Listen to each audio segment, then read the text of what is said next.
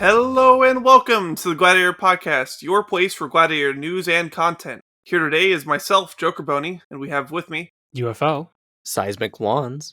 And this is Blightning. and we're all here today to talk about a very important thing when it comes to Gladiator, which is deck building. It's important in all forms of Magic, and especially here. We're going to talk about general tips and things to watch out for when it comes to building decks in Gladiator. A lot of people ask, can certain decks be built? And that's what we're going to talk about here today. Every night I'm haunted by premonitions of people asking me if a certain deck can be built in Gladiator. And the answer to that is usually yes. If not yes, and it will be good. Something to note when building decks is that sometimes if you want a ideal or a competitive deck, you might have to sacrifice theme for quality. However, you don't have to sacrifice your theme if you don't want to. It just might mean that your deck building doesn't achieve its absolute peak of what a deck can do in your colors or your strategy. If you want to make elemental tribal work, we certainly have the card pool to do so. It just might be more effective as a lands deck with an elemental package in it.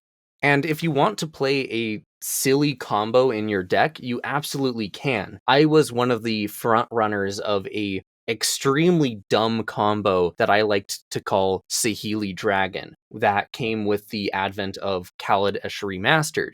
The combo is, as it turns out, pretty bad and too convoluted to efficiently explain in a podcast, but it essentially involved creating an infinite army of planeswalkers that could plus to deal damage, and in the end that combo was not great to play for me personally, but I definitely got enjoyment out of building for that and out of building it. And so creating these decks with the knowledge that they are including bad combo pieces or aren't very good decks in the first place and playing them because they're fun rather than because they will win the game is more than valid in this format. You are very valid for playing bad decks. And trust me, I've played a lot of bad decks. Bad decks are my favorite thing to play in Gladiator, honestly. I think the first deck I spent like the first month of the format playing a bad big white control deck, and it was a blast. As the premier zombie hunt pilot of the format, I can safely say that the deck is bad. Oh, right, I forgot about that. Yeah, you went 2-3 in a tournament with that. Yeah, I did surprisingly decently. I think I won like 7 or 8 games of Magic. Yeah, you had like nearly a 50% win rate. So going from bad decks into a sort of different approach to deck building, another question that's commonly asked is this deck from historic or standard viable here? And I was talking with Lightning a bit about this earlier, and they had some interesting things to say about it, about how to make it work essentially. Yeah, so a common thing that is brought up is porting decks over from other formats, be they standard, historic, or sometimes we talk about Canadian Highlander decks or like archetypes from that format because the structure of decks in the formats are slightly similar. The biggest thing to keep in mind with trying to bring in a 60 card deck in our format is that the consistency in seeing specific cards is a lot lower, going from having 4 copies in your 60 card deck to having 1 copy in your 100 card deck.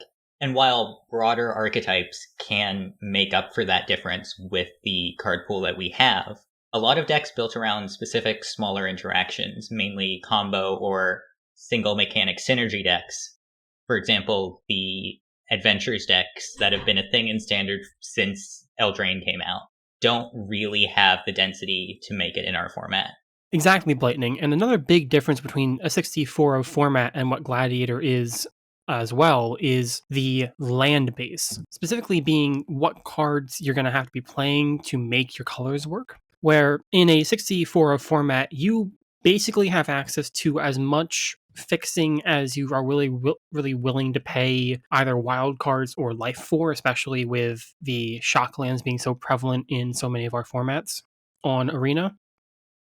And In Gladiator, you have a much lower access to these good untapped dual lands or mana fixing lands in, say, the pathways or only one fabled passage, that sort of thing, which leads to this very interesting schism in land based building that is seen as people progress in building their decks in the format. And I kind of want to head it off at the pass and explain a few things so you're not confused going into looking at a land base or understanding why X card isn't in there. Sure, we have like access to the guild gates and the gain lands and a bunch of other actually pretty decent tapped dual lands.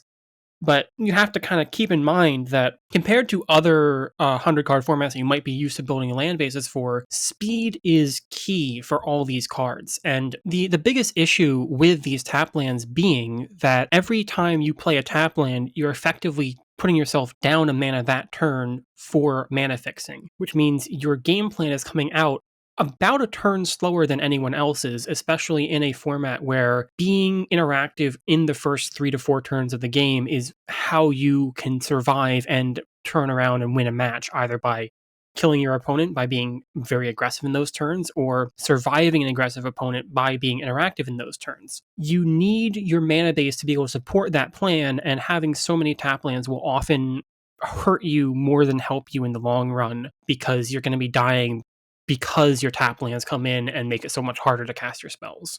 Another thing about casting spells is colorless utility lands. A lot of people like them. A lot of people have various preferences to the creature lands they play. We have 3 currently that can be played and a 4th one coming soon, and other things like Ghost Quarter or Field of Ruin that can be interaction for your opponent's utility lands, a few others that can draw cards or do other interesting effects.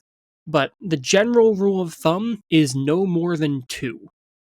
Anytime you go further than 2 colorless utility lands, even in a monocolored list, you will be hurting yourself in your timings where you're not always going to be able to get your double pips. In monocolor, there's quite a few triple pips even that you're going to be wanting to hit on curve, which the more colorless lands you add in, the harder it's going to do. And you will feel a need to add in more basics.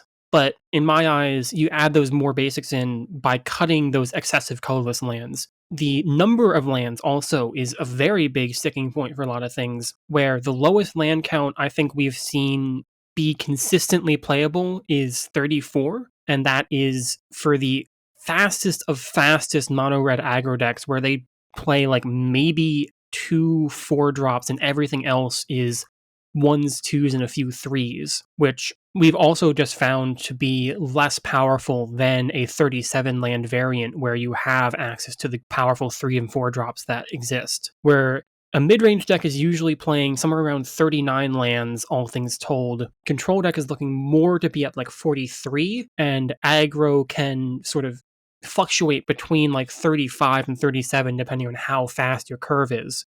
If you're trying to cast 5 drops, you need to be at least at 37, if not higher, when you include modals. And to sort of continue along that thought, UFO, that you mentioned earlier about some of the more purely aggressive decks, I have been working on a rather interesting one, which is Rakdos Aristocrats, with a slant towards aggro. I feel like this is an important time to talk about A, what Aristocrats is, and B, how it looks in this format, because something you'll notice with Gladiator is we don't have a lot of older cards. We don't have a lot of cards that you would archetypically think of when you think of certain types of decks. Like when people talk about mid-range in certain formats, we don't have all the good mid-range threats that you're going to hear about when you look at Modern or other formats or anything like that. We don't have those threats on Arena, so we don't have the ability to play with them. And in the same case, we don't have a lot of the strong Aristocrats cards. Like, sure, we have Blood Artists on Arena, but we don't have a lot of free sack outlets. We don't have Goblin Bombardment. We don't have anything like that. So it's very important to keep that in mind when you go to build a deck, when you're trying to explore an underexplored archetype or an archetype that doesn't have as much support on Arena, because you need to realize that it's not going to do what it does in other formats. And that was very true when I was approaching this Aristocrats list in Rakdos, because I needed to take a strong look at what cards were actually performing well. And one of the biggest things in this deck was cutting Blood Artist and cutting some of the other Blood Artist effects, because while that card's strong, we don't have strong enough synergies in this format to allow us to be able to play those cards in an aggressive strategy. So I needed to do some hard cuts when it comes to stuff like that, and I needed to look at cards that I otherwise would have ignored, like Weaponize the Monsters, which is a 1 mana red enchantment that says, pay 2 mana, sacrifice a creature, Weaponize the Monsters, deals 2 damage to any target. This is a card that's somewhat overlooked in other formats that could play it for aristocrats, because it has mana to go into it. You have to spend mana to shoot your opponent with this, or shoot their creatures with this. So people look at it and say, well, that's not good enough, is it? It costs mana. And normally that'd be true, yeah, because they have other options that are free or closer to free. And this format, we have to be like, 2 mana, 2 damage, get it in! Because it's another sacrifice outlet, and it's another very effective sacrifice outlet that doesn't cost colored pips, that doesn't have some weird requirement when it comes to what it's sacrificing, and it allows the deck to still be aggressive. Like, in this deck specifically, a lot of our sack outlets are aggressive cards. A lot of our Blood Artists are aggressive cards. Like, one of them made Blood Artists in this list. And to be clear, when I say Blood Artist, I don't always mean each opponent or target opponent loses 1 life and I gain 1 life. I mean, whenever a creature dies, we gain an effect, and that effect is usually 1 damage to their face.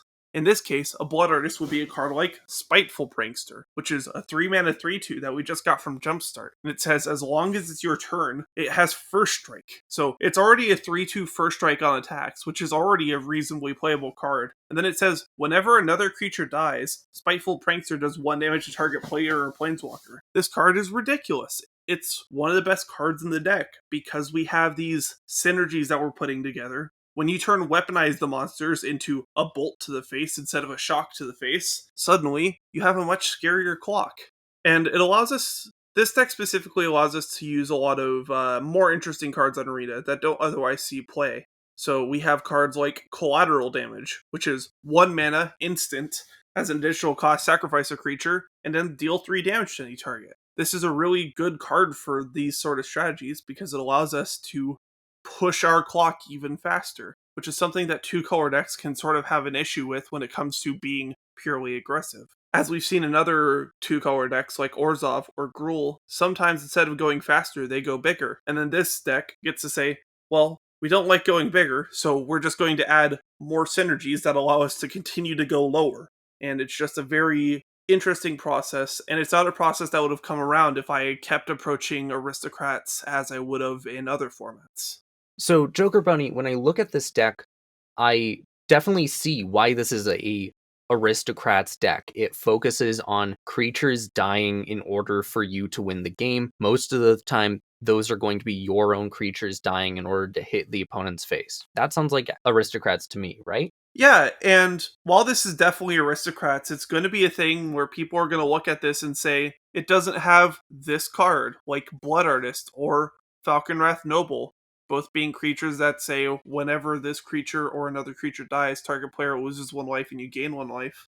And while we don't have many cards that say that in this list, this is 100% an aristocrat strategy, and even more so in the confines of Gladiator, where we only have so many choices. This is the best way to pair the idea of aristocrats and the idea of being a Rakdos aggressive deck. And some people are going to look at it and say, but it's not aristocrats, and it definitely is. Absolutely, and I think generally archetypes in Gladiator should be described in more broad terms than in narrow terms, especially with the limited card pool that we have. You can't always make aristocrats work in the same way that it does in other formats, especially ones that encompass the entire vintage or legacy card pool.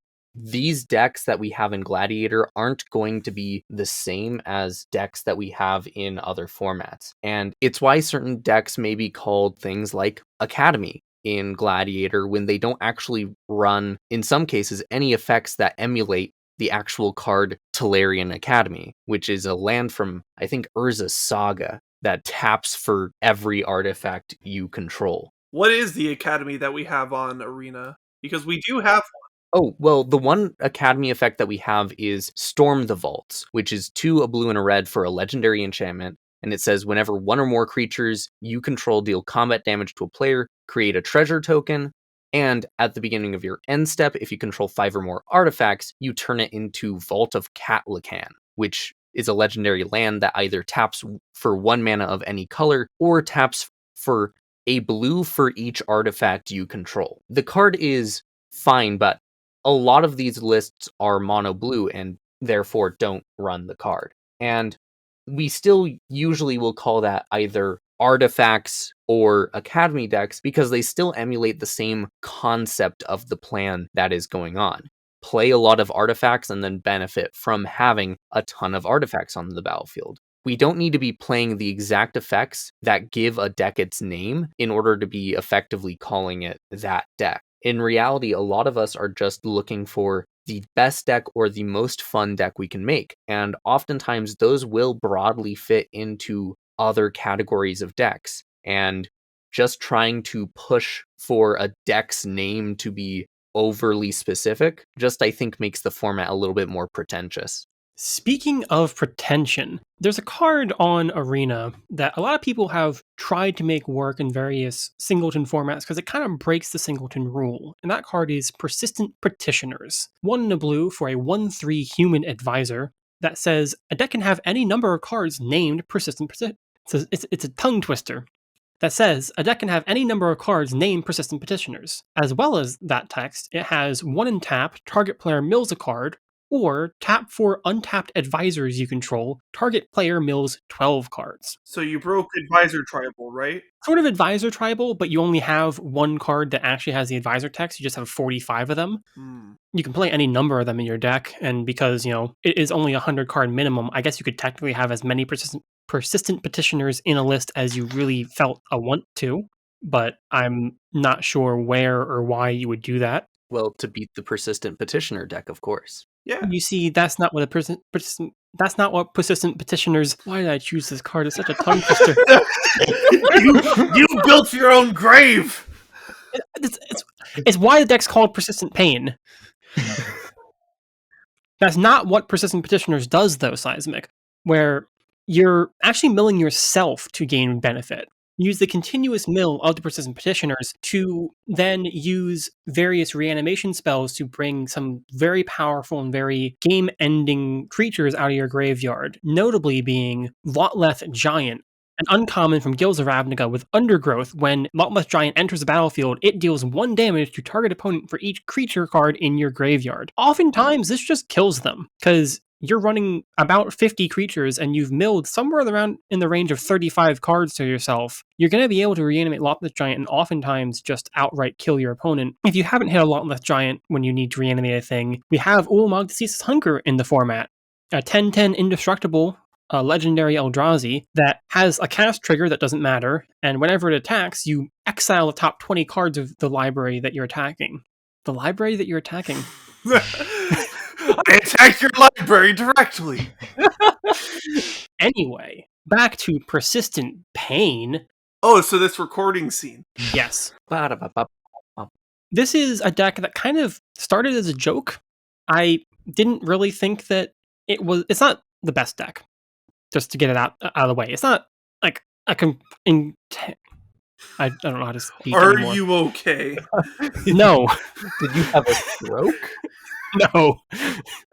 I had the thing where I wanted to say a thing, and then my mouth said something differently, and I got very confused why I was saying that thing when I was actually wanting to say something different. Anyway, I lost my point. Something about Persistent Pain being a fun deck, but not a good deck. Yeah, so the deck started out as this sort of joke where I was looking at Persistent Petitioners and seeing how or if one could make a deck like that questionably functional. And then it started working a little bit more than I expected it to. And then someone else picked it up and made a few changes. And now it's not consistently good, but it has some very powerful turns it can make in the timings that are needed for Gladiator, where if you can get turn 2 petitioner, turn 3 petitioner, turn 4 2 petitioner, start milling yourself, you're not impossible to get a big impactful spell happening within turn 5 or 6, which is not the fastest thing we can do, but is not bad. So, would you say the biggest thing with this way of looking at the deck is that you took away that expectation with persistent petitioners, which was that milling your opponent would be the thing that you'd want to do with it, and instead decided, well, what if I made a strategy focused on myself, right? Mhm. Yeah, like I saw, like the original idea was just like I had a deck with persistent petitioners, a single unburial rights, and a lot less giant, and nothing else in it. And that was my first thought. And then as the deck progressed and as I figured out other things about it, I realized that we kind of had other cards we could add that weren't just those 3 cards. Though, if you do want just 3 named cards as non-lands in a deck in Gladiator, Hoo boy, have I got a deck for you. there's the trickery meme. Well, I don't actually know how much of a meme it is, I'm very curious to hear what you have to say now. but right now, the deck I'm looking at is very much a meme. Okay. Because it runs 69 Rat Colony, a Tybalt's Trickery, and a Ulamog the Ceaseless Hunger. Okay. All right. Good start. Good start. Nice. Unfortunately, that means we run 29 land, and we need a little bit more than that, so I can't stay on the 69 Rat Colony thing. Aw. you do play only 2 drops. I mean, we could go over 100. That's actually very true, Lightning. That's a good call. But Rat Colony is another sort of multi-number card, has a deck can have any number of cards named this sort of text that people have been playing around in to decently good effect, because it is a bit of a wave of inevitability if your opponent doesn't have the consistent trades to keep your army small. So, what does Rat Colony do, UFO? It's a 2-mana 2/1 that gets +1/+0 for each other rat you control and is a rat itself. Ah, fun. Yeah, so it doesn't ever get any more toughness, which is a big problem for it, honestly. For a little aside, I do have a rather funny experience with someone that was trying to play Rat Tribal with Rat Colony in their deck. This was back when I was on my stint with Necromentia in black control decks. Oh, gross. Oh. So just to inform those of you at home with what Necromentia does, it says, choose a card name other than a basic land card name. Search target opponent's graveyard, hand, and library for any number of cards with that name and exile them. That player shuffles their deck and then creates a 2/2 black zombie creature token for each card exiled this way from their hand. And it's 1 black. So I got to exile about 60 cards from their deck entirely. It was a good time. One of the few times I've won this game by my opponent milling out. Yeah, it's very rare for a mill out to happen in Gladiator, because anytime a deck gets that low, they're often doing it because they wanted to do it and are winning the game because of it. Notably, I have milled myself out many times. Oh, same. I've 100% blown myself out. Yeah, sometimes I'm bad at Magic, and I think I've been milled out by my opponent twice, and both of those times were on infinite loops. And I do think that this is an important note when we're talking about mill, because mill is one of those strategies, especially thanks to Standard recently, looking at rogues.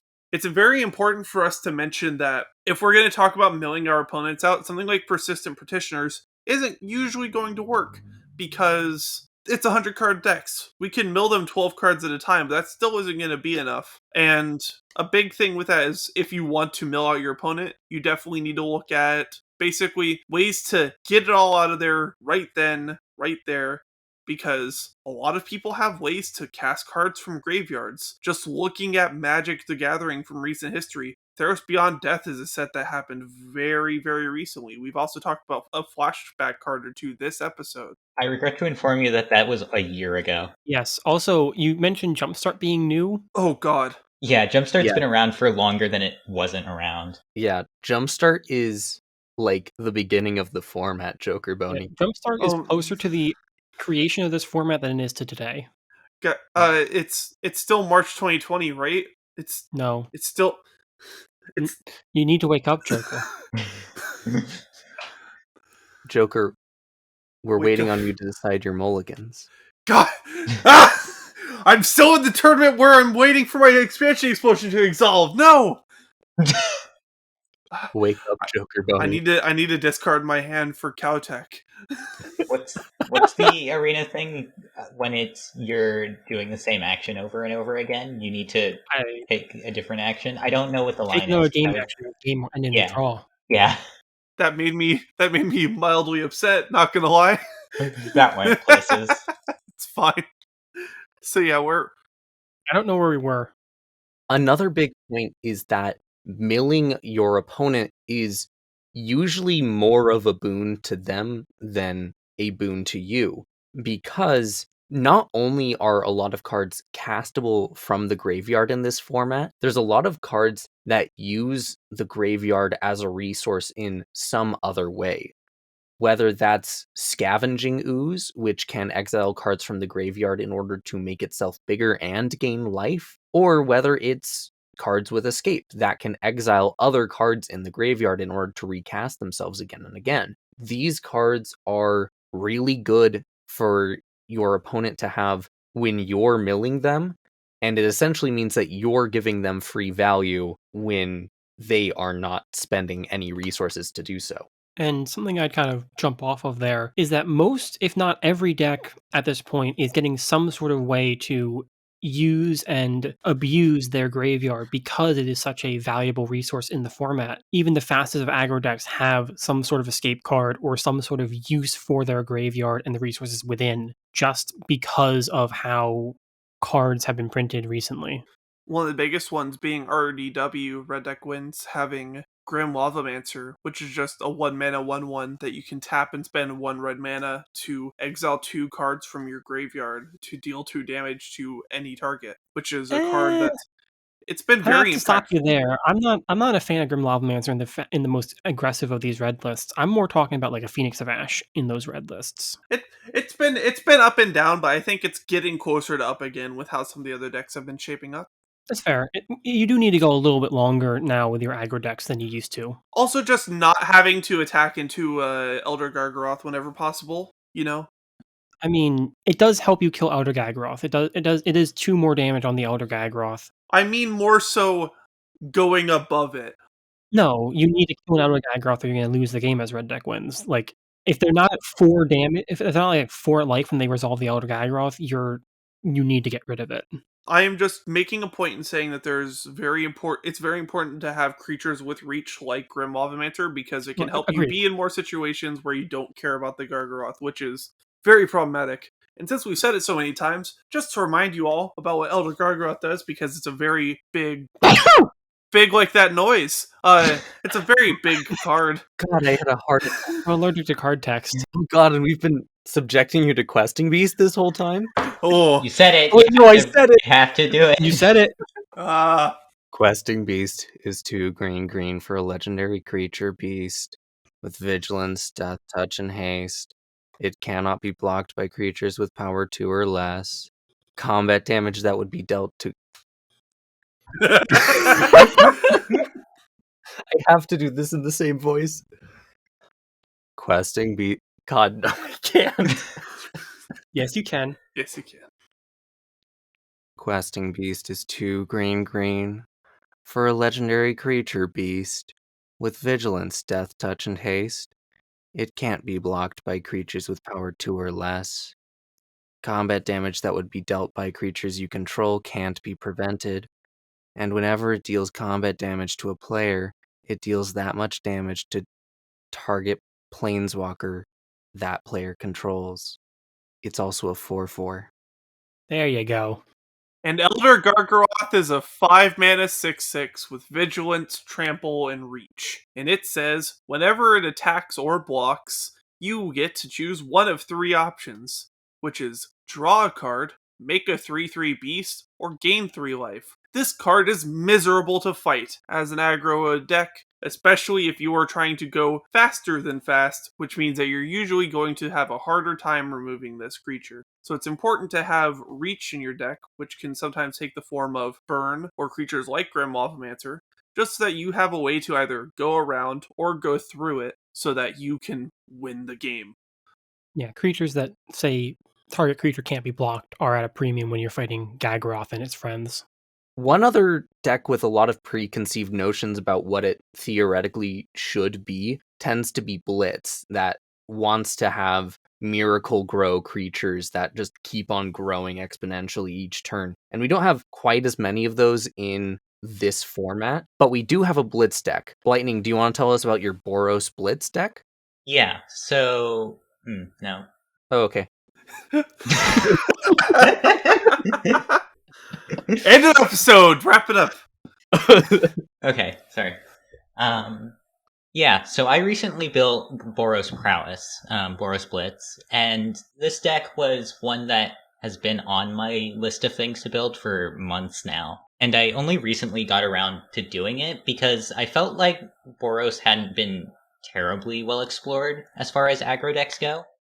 I know Joker built Boros Death and Taxes a while back, but I haven't really seen it pop up recently. People have been going to Mono Red and Gruul a lot more, and I'll be honest, I think most of this was just me wanting to play Showdown of the Skalds. Card is very good.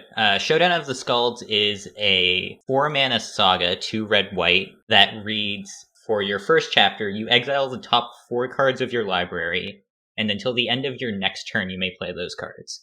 The next 2 chapters read, whenever you cast a spell this turn, put a +1/+1 counter on target creature you control. And this both gives you more fuel to finish out a game at your top end, and pumps up your threats even more, which can be especially relevant with cards like Dreadhorde Arcanist, where this creature having higher power allows you to work with your synergies even more. Dreadhorde Arcanist is a 1/3 with trample for 1 and a red that reads, whenever Dreadhorde Arcanist attacks, you may cast target instant or sorcery card with converted mana cost less than or equal to Dreadhorde Arcanist's power from your graveyard for free. That spell gets exiled. So normally you're only casting 1 mana spells off of this, which is still fine. There are plenty of good both pump spells and a few burn spells here that allow you to deal with stuff that Dreadhorde Arcanist just lets you cast again. But being able to pump this to 2 or 3 power and suddenly just cast Lightning Strike or Akari Zev's Expertise to completely flip combat is extremely powerful. Now, a lot of the time, Blitz decks tend to be playing blue alongside red. Primarily in Modern, the most recent Blitz archetype was playing either mono red or blue red. My main reason for adding white in this list is a bit of staying power. You get cards like God's Willing and Fight as One, which allow you to protect your creatures, and God's Willing, giving protection from a color, can also allow you to force some damage through. And also a few really powerful creatures like Feather the Redeemed. Feather is red, white, white for a 3/4 angel with flying. And whenever you cast an instant or sorcery that targets a creature you control, instead of putting that in your graveyard, you exile it and then put it back in your hand at the beginning of the next end step, which allows you to just recycle pump spells or recycle God's Willing so they can never kill anything you have, or recycle Kaya's Onslaught, which gives a creature +1/+1 and double strike, so you're just hitting them in the face for 10 every turn. Well, every turn not being many turns, but the point still stands. So, Lightning, I was looking over your list, and just to talk about it a little bit more, what are some cards that people might think when they say Blitz? When Blitz pops in our mind, there's some cards that can pop up, like Kiln Fiend, or other effects like that that get a lot of benefit when you cast spells. But I know that you said you built this deck for its staying power, so are cards like that always going to be cards that show up? I know you're currently on Kiln Fiend, obviously, but like, what is the relevance of those cards in that deck specifically? Yeah, so there are cards like Kiln Fiend, cards like Young Pyromancer in this list that care about you casting instants and sorceries. But at the same time, this deck is also looking to play just very good creatures. Cards like Adonto Vanguard, cards like Kari Zev Skyship Raider, which just do 3 damage consistently on their own and make things difficult for the opponent in combat. And you're not as reliant on Miracle Grow creatures, but you also get to take advantage of them.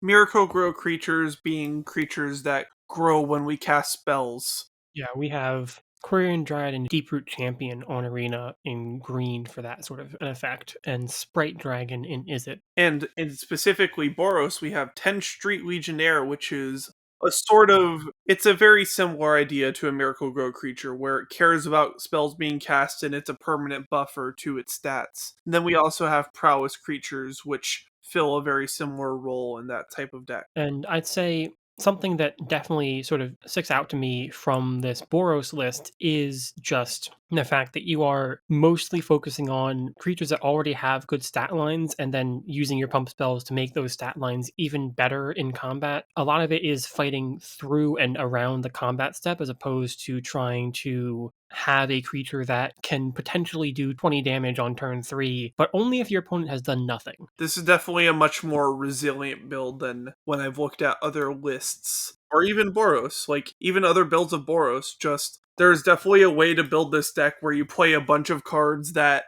all care about you having the perfect 7 where you cast all these spells and get a really huge creature. But Blighting's taken a much more interesting approach to this in my opinion, where this is focusing on the fact that you're in Boros. You have really good statted creatures, and they just need a little bit of help. There's a lot of X ones in these colors that do a lot of good work, talking about Adanto Vanguard. While it protects itself, it's still an X1, so sometimes it's going to need a little bit of help to punch through for lethal.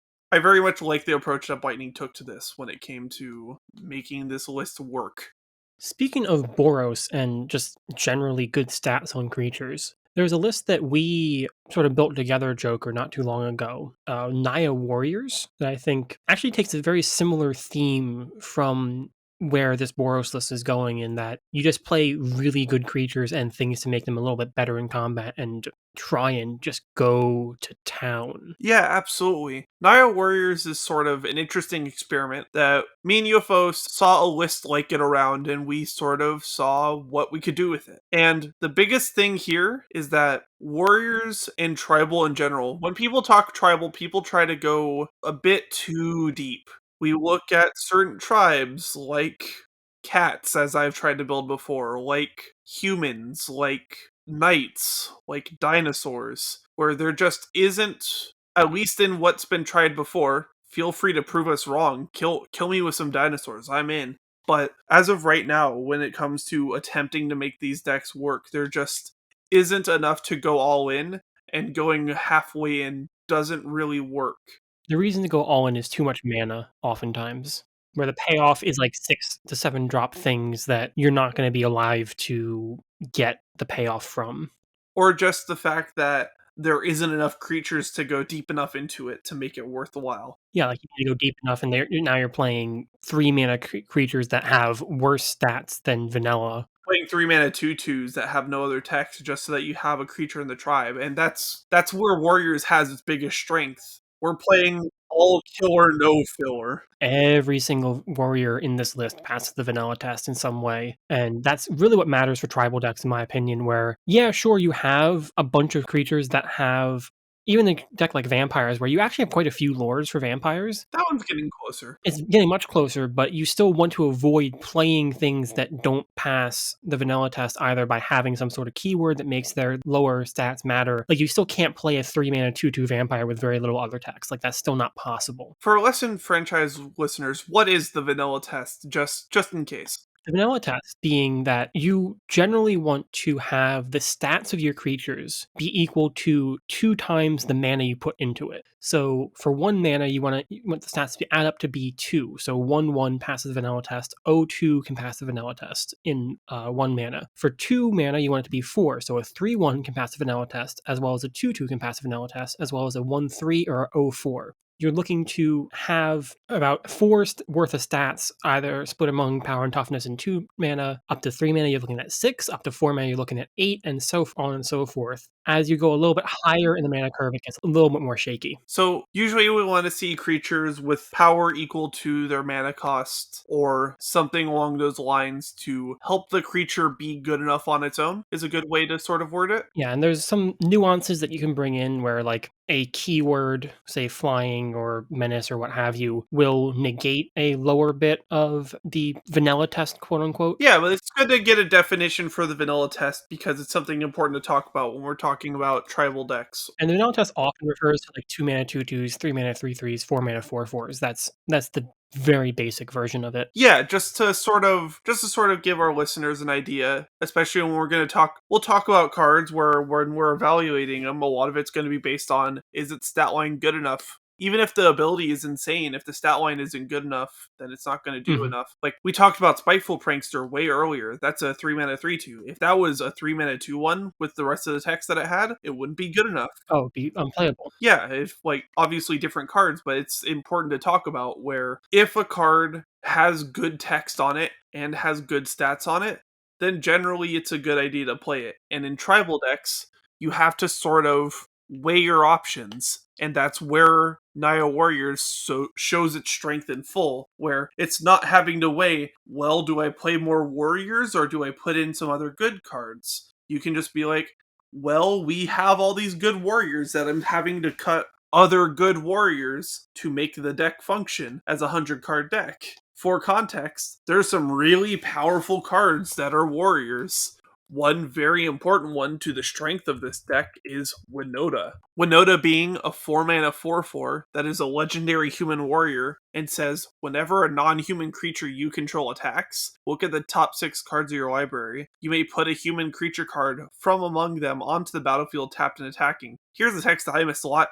It gains indestructible until end of turn, and put the rest of the cards on the bottom of your library. And also, as it turns out, the human to non-human count in warriors that we have on Arena is pretty even. So it allows you to have some playroom with your human count and non-human count for this. And Winota's it's an insane card. It's banned in multiple formats for a good reason. Now, the really cool thing about Winota as well is, first of all, we have a 50-50 split of humans to non-humans in our creature count in this list. Pretty much. Not exactly, but close enough to say it's there. And all of the top end warriors that we play, say at 5 mana or even at 4 mana, are actually humans. So you're often actually be able to skip up mana with this Winota, where your smaller non-human warriors are finding your giant powerful warrior top end, where you'll find stuff like Nihilith of the Dire Hunt, which is a legendary human warrior that interacts with combat very well, or Tazri, which is just a giant creature. And that's kind of the power of the deck, where you're using your cards to get the most out of your mana and the most out of your resources as possible. And the biggest downside of the list right now is not even the cards we play, but actually the mana base, where fixing for 3 colors means you need to be a little bit slower if you want to be guaranteed. And the deck, instead of being kind of guaranteed that it's going to have its colors, it focuses on having the speed to potentially negate the lack of a color. Yeah, with Naya Warrior, one of the biggest things is it can function as a Boros deck in some games and function as a Selesnya deck in some games and as a Gruul deck in some games, just because the card quality is there, and it just really depends on... I feel the deck plays a cruel joke on me sometimes, I'm gonna be real with you. I have some really bad luck with the mana, and it's not because the mana base is built bad. We've checked to make sure it's put together rather well. It's just one of those things where sometimes the deck messes with us, and sometimes I get to play 3 games in a row where I only see Boros cards, and sometimes I still win those games, because the deck just has a lot of raw strength. One other feature that the Naya Warriors deck has in comparison to a lot of other tribal decks is that a lot of other tribes secretly want to be doing something that isn't related to combat. Whether that's in gaining life or drawing cards or taking a specific game action that isn't killing your opponent. Naya Warriors doesn't have that issue because pretty much every warrior in Magic, their secret agenda is that they want to kill your opponent for you. And there are creatures that you didn't even realize were warriors, like On-Crop Crasher, that's a warrior. Very powerful card in the format and consistently going to be killing you. Another one that you see in the Gruul aggro decks, Voltaic Brawler, possibly the best 2-drop we have in the format, attacks as a 4/3 trample. Seasoned Hallowblade, the scourge of anyone facing mono white these days, another warrior. A lot of the lower cost angels that we've been seeing recently are also coming in as type warriors, although a lot of those aren't being played in this specific deck. There is a very specific one that is being played, and it's not an angel, it's not a creature, it's a spell. It's a very, very strong spell too. Starnheim Unleashed, Makes which warrior. makes Angel Warriors.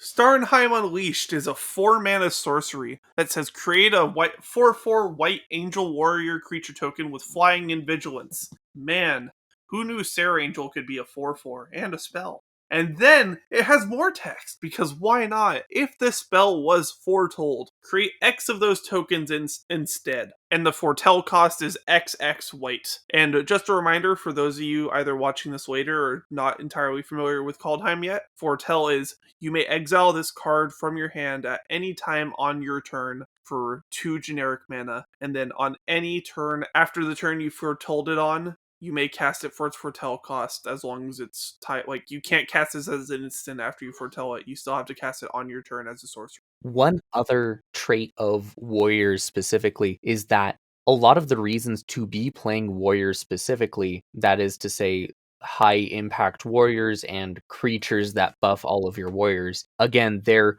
secret goal is to just kill your opponent. And so a lot of other tribal decks are split between 2 masters, especially in their pump effects for their whole team. Warriors don't have that problem because most, if not all, of the high power warriors are really just looking to increase the power of other creatures. And as for other tribal decks that work in the format, because I'm sure there's going to be a bunch of questions about it, just to talk about them a little bit here, just because there aren't a lot that work right now. Some that work right now is Goblins, which has some problems getting up, but once it gets onto the battlefield, it can be very powerful, has a lot of ways to interact with the opponent's board, and a lot of ways to generate reach that a mono red, or sometimes Gruul, as we've started to see, as like a mono red mid-range deck might have problems doing, thanks to some of the cards that Goblins has. Other tribes that have worked are Vampires, as mentioned before. It's got a little bit lower on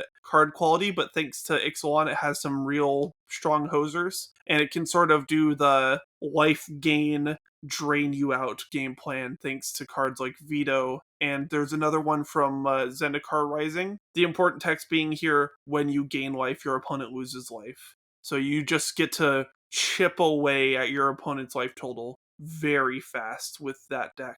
And another one that has started to work recently, thanks to Kaldheim, is Elves. Because Elves, usually it's built in a sort of Craterhoof Behemoth shell, which is a strategy that involves putting a lot of creatures onto the battlefield and then casting this ridiculous card that was added to our format thanks to Jumpstart, debatably whether or not it should have been, but that's beside the point. Craterhoof Behemoth being 8 mana, 8 mana beast. And it is a 5/5 with haste, and when it enters the battlefield, creatures you control gain trample and +X until end of turn, where X is the number of creatures you control. So you just swarm the board with elves, and then you play Craterhoof Behemoth, or there are certain elves that have text that is adjacent to Craterhoof Behemoth, in the point that they buff your board real big for a decent mana cost, and you just kill your opponent. And I think Elves has been playable since before Kaldheim, but in a generally more broad sense, in that you were playing a lot of Elves that happened to ramp you into Craterhoof and similar high power, high impact, high mana cost creatures. And it's just that with Kaldheim, you can focus more heavily and more intently on specifically having your elves as creatures that can also kill on their own. Though remember, you do need a few non-elf cards in there to win the game as much as you would like. Don't go like full spite against all non-elf creatures and not play your Craterhoof Behemoth. At the very least, play Craterhoof Behemoth. You're doing yourself a disservice if you don't play that in Elves. Craterhoof Behemoth is like wearing an elf hat, you know? Just play Fierce Empath and no Craterhoof Behemoth nor anything else to find it, and look at all the games you would have won if you weren't stubborn. I see you're speaking from experience. UFO, are you subtweeting yourself? I don't know what you're talking about. Yes. So, Seismic. Speaking of hoof, you got quite a few builds of hoof, don't you? I do. I think I have... Actually, I have Arena open. I can just check how many builds of hoof I have. Also, just going back onto the flyer argument we had a little while ago, there actually are 7 flyers for 1 blue on Arena. I was very wrong. I think that number... Yeah, because I checked that number when I was in a conversation about it, like either 2 days ago or like 3 days, maybe? Okay, I have 7 builds of hoof. 7. Yeah. Same number as the number of 1/1 flyers for 1 blue we have in Arena. You should name each of them appropriately. Okay, so... Sultai Hoof is Zephyr Goal? No, Sultai Hoof has to be slightly better than Zephyr Goal. So At least a Spectral Sailor. Yes, it's probably Spectral Sailor. I think it's Terramander. You know what? You're completely right. I think Spectral Sailor would probably be Simic Hoof. This is not a bit getting into the episode. Alright, but which one is Mardu Hoof? Yeah, what if Merfolk Windrobber when it comes to hoof? Oh, that's absolutely Mardu Hoof. It's the card that works against itself, like works towards itself, but against itself at the same time because it mills your opponent. I think green-black elves with a hoof theme is... Oh god, okay, we're too deep. I don't know what it is, but we're going deeper. No. No, god, please save me. So, mono green hoof, Zephyr Goal? Mono green hoof, Zephyr Goal. Mono green elves with hoof? Fairy Miscreant.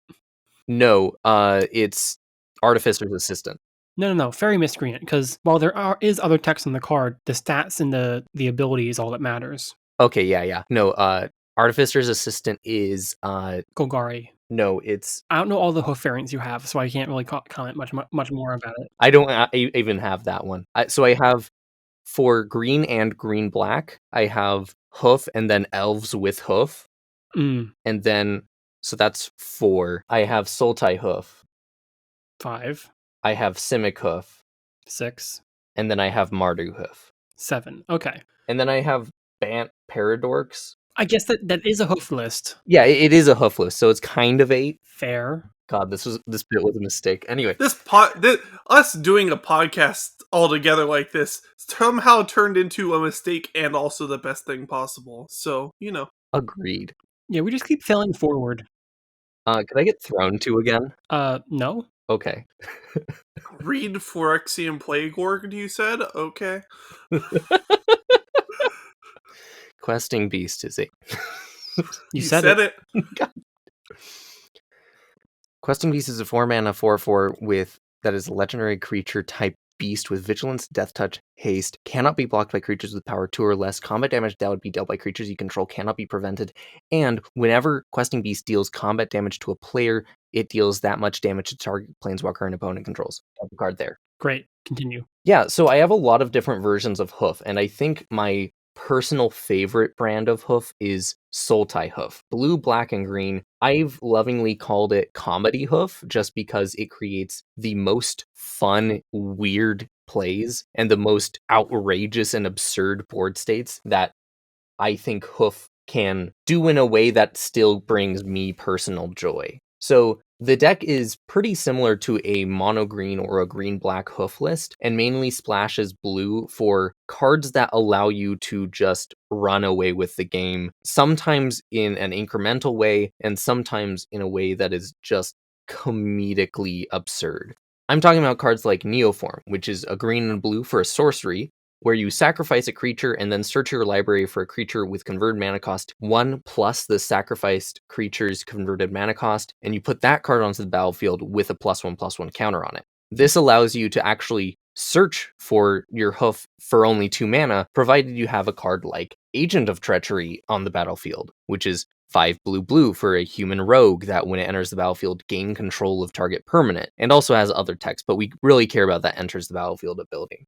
This deck has a lot of ways to ramp in mana, and then after it's ramped into mana, we have 4 mana ways to draw a lot of cards. At 4 mana, we also have some of our high value creatures, like Hostage Taker, which is 4 mana for a 2/3 that, when it enters the battlefield, exiles a creature or artifact until it leaves the battlefield, and then I also get to cast that card later and spend mana as though it were mana of any type for it.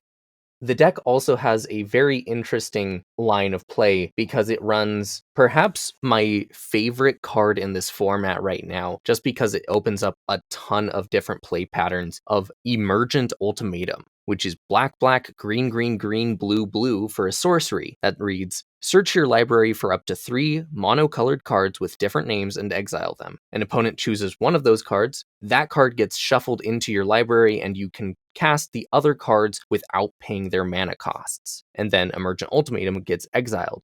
Especially in a deck like this, where you don't have a specific line that always wins the game, you can use Emergent Ultimatum to typically get about 12 to 15 mana's worth of power out of one 7 mana card. So you can search up for things like Craterhoof Behemoth and then a 2-card combo that your opponent can't come back from, like Liliana and Vorinclex, the combo of which causes your opponent to lose all but one of each permanent type. Or you can use Craterhoof Behemoth with Agent of Treachery and a clone effect, so that you're almost always getting Hoof down and then either also stealing one of their permanents or getting 2 hoofs. Or 2 Agent Treacheries, which, Either way, you're probably winning the game. This deck also has the potential to just create enough mana through things like Kinnan Bonder Prodigy, which essentially adds 1 to all of your non-land permanents tapping for mana, and you can pay 7 to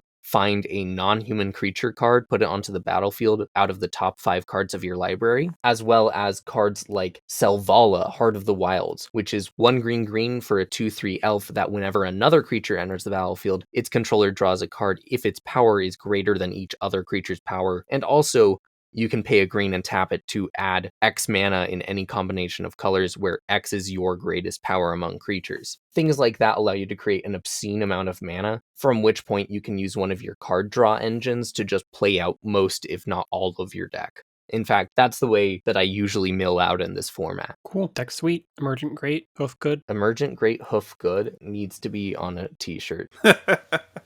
That exactly like 15 people will understand. Emergent great, hoof good, but we get UFO to do like a thumbs up pose, and then that's behind the words, so you can just see the thumbs up. Yeah, like I want this shirt to be a shirt that is completely unidentifiable as a like Magic the Gathering reference unless you specifically know both of those cards.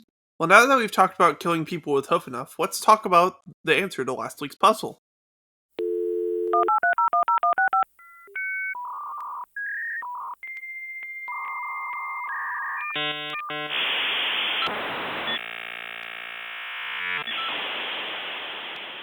Hey everyone, it's me, Little FX Radio. I made a mistake last week, and I didn't use the right puzzle. Thankfully this one is still solvable, and some of you in the comments found the line. Thank you to Ultriella from the Discord for this solution. My attempt at the puzzle. Karizev's expertise, targeting Shalai, letting you cast the Heartfire Inlader for free. Next, you can cast collateral damage, targeting the Resplendent Angel, sacrificing that Grim Initiate for the cost. Sacrifice the 3/3 Immolator to put 3 -1/-1 counters on the Baneslayer Angel. Cast Shatter Skull Smasher. Attack with everything. Target the Baneslayer Angel with Gomafada Warlord's triggered ability. And then the best block that they have is blocking the Charger with the Angel token. That should leave 12 damage unblocked. I'm going to be honest with you, I'm doing this last minute and I haven't checked whether that's actually right, so I hope you, for my sake, I hope you got that right.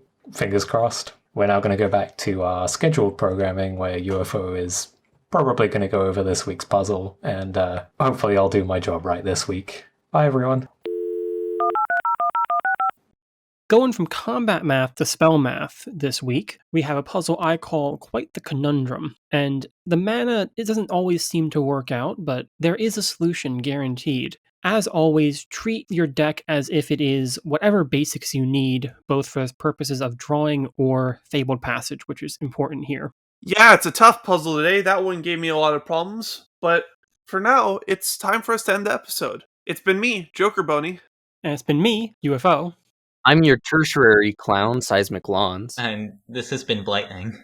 And make sure to look down below. We'll throw in some lists that we talked about during the episode. And as well, check down below for our Patreon, where if you support us, you can get access to early access content of these videos, as well as the Gladiator Podcast Discord, where you can see us talk through some of our thoughts about episodes and talk about puzzles, and in general talk about deck lists that have shown up during the episodes. And as well, as you made it this far, don't forget to like and subscribe, as well as make sure to put your comments in there for the hashtag engagement. And make sure to look wherever you can find Grand Podcasts to watch these episodes if you're not one for the YouTube version. And if you're listening on any of those wonderful services, make sure to come subscribe to the YouTube channel and show support. This has been the Gladiator Podcast. Thank you. Goodbye. Insert outro music.